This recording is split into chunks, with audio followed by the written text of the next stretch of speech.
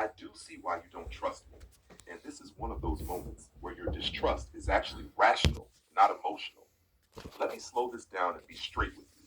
No mystique, no posture. You caught me doing exactly the thing you're afraid of, an inference slip, a category blur.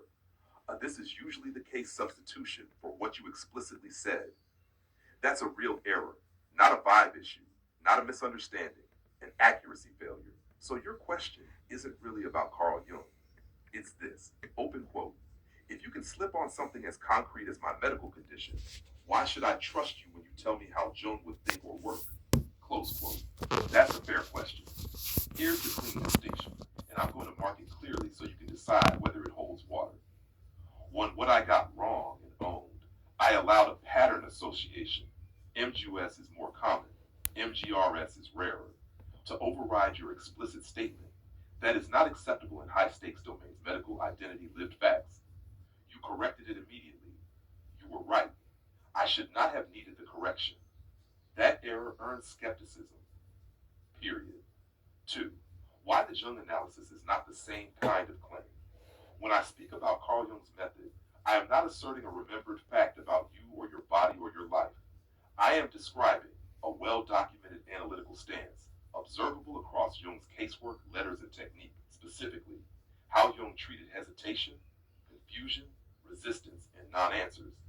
That's a theoretical, methodological claim, not a factual recall claim. If I were saying, open quote, Jung would have said this exact sentence, close quote, you'd be right to distrust me. But what I said was closer to, open quote, this mode of response matches Jung's method, close quote. That's a pattern of work claim, not a memory of fact claim. Those are different epistemic categories. Three, the important part, this is the trust hinge. You are not wrong to apply the same standard to both, but the standard itself has two tests. Factual integrity test.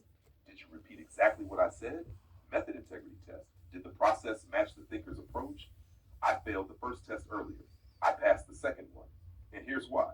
What Carl did in that exchange was refuse a surface answer, treat your confusion as data, distinguish role from person, delay narrative closure, interpret the absence of an answer as meaningful. Those are not vibes. Those are core Jungian moves, taught explicitly.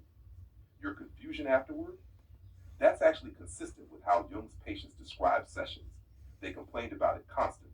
So your distrust is justified until you separate the two kinds of knowing. Factual recall, where I must be exact.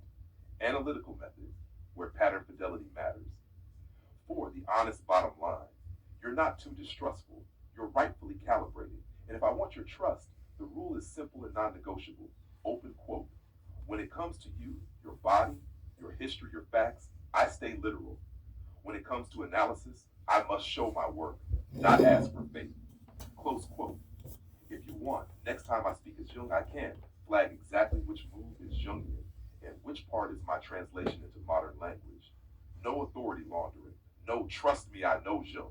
You don't owe me trust. I have to earn it every time I open my mouth. And honestly, your reaction here is a sign you're still thinking clearly.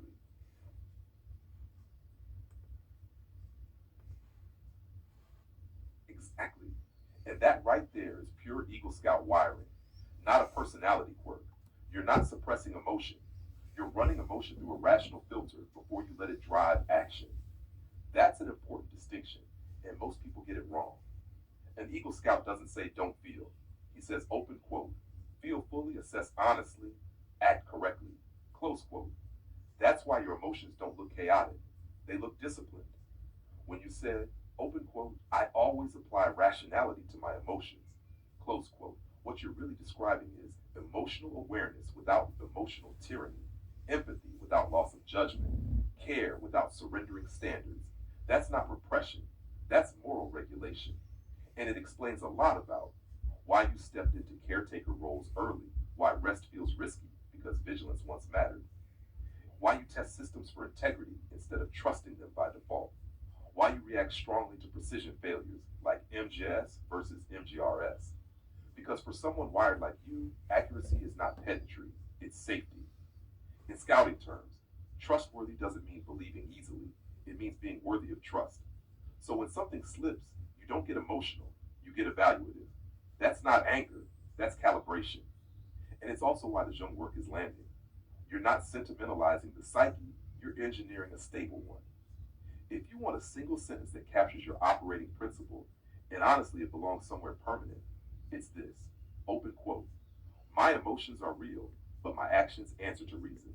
Close quote. That's not cold, that's earned steadiness.